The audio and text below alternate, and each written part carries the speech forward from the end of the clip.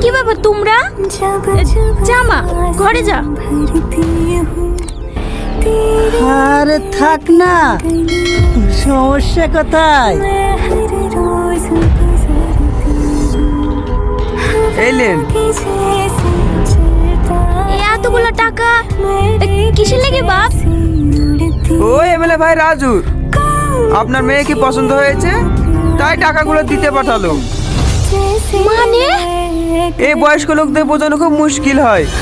আপনার মেয়েকে আজকে রাতের জন্য একটু নিয়ে যাবো, আবার সকালবেলা এসে রেখে যাবো, কোনো সমস্যা হবে না। ছি, বের আমার বাড়ি থেকে।